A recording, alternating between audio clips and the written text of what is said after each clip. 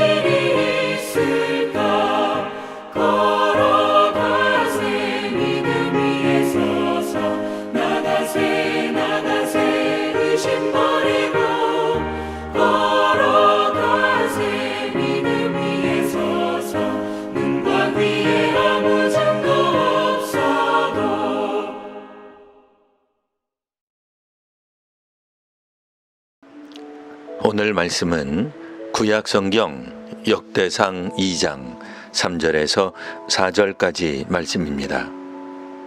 유다의 아들은 에르와 오난과 셀라니, 이 세 사람은 가나안 사람 수아의 딸이 유다에게 낳아준 자요, 유다의 맏아들 에르는 여호와 보시기에 악하였으므로 여호와께서 죽이셨고, 유다의 며느리 다말이 유다에게 베레스와 세라를 낳아주었으니 유다의 아들이 모두 5이더라.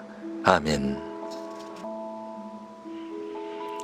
역대상 2장은 이스라엘 12아들의 이름을 간략히 언급한 후 곧바로 유다 지파의 족보를 매우 상세하게 다룹니다. 전체 55절 중 무려 53절이 유다 지파와 그 후손들에 할애되어 있습니다. 이는 결코 우연이 아닙니다. 역대기 저자는 이스라엘 역사를 기록하면서 그 중심에 유다 지파가 있음을 분명히 하고자 했습니다. 그러면 왜 유다 지파일까요? 역대기 저자는 창세기 49장 10절에서 언급된 언약의 성취를 강조하며 이스라엘의 진정한 정통성이 바로 이 유다 지파 그리고 그 지파에서 나온 다윗 왕조에 있음을 보여주고자 했습니다.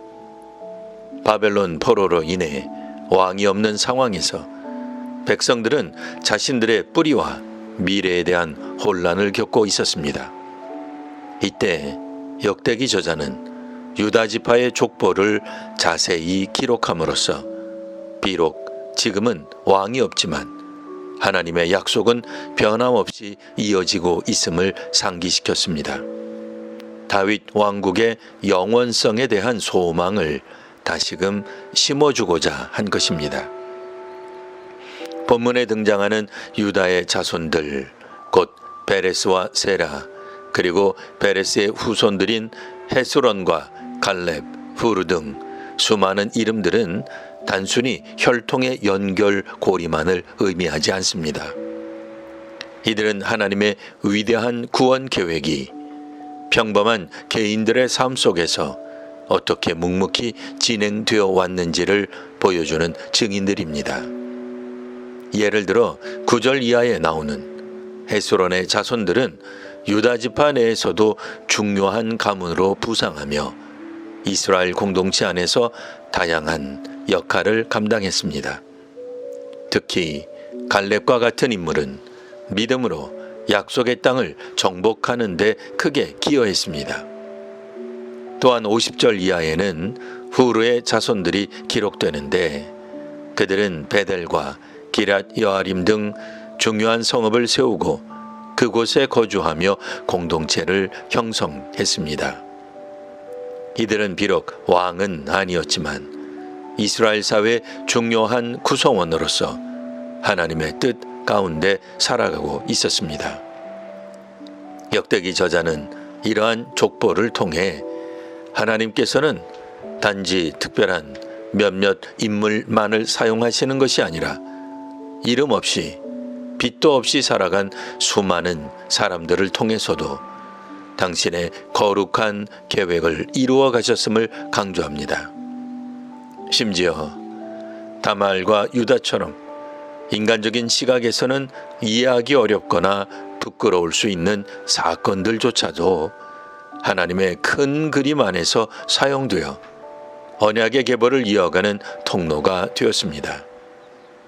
하나님의 섭리는 우리의 생각과 판단을 뛰어넘어 역사하며 당신의 목적을 기어이 성취하시는 분임을 보여줍니다. 사랑하는 성도 여러분, 역대상 2장의 유다 지파 족보가 오늘 우리의 삶에 주는 메시지는 무엇일까요? 첫째, 우리는 하나님의 놀라운 계획과 섭리 속에 존재합니다. 우리 각자의 삶은 결코 우연의 산물이 아닙니다. 하나님께서는 태초부터 우리를 아시고 우리 한 사람 한 사람을 향한 선하신 계획을 가지고 계십니다.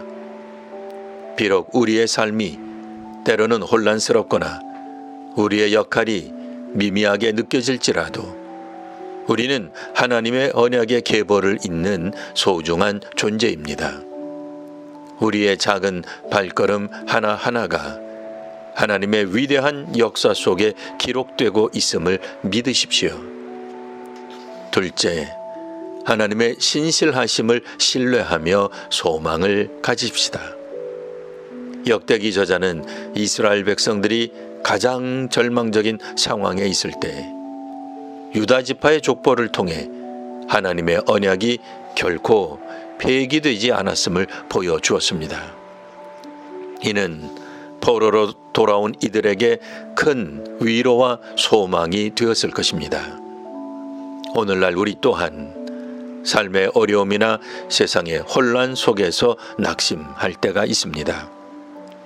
그러나 하나님께서는 과거 유다 지파를 통해 언약을 성취하셨듯이 오늘 우리에게도 신실하게 약속을 지키시며 선한 길로 인도하십니다.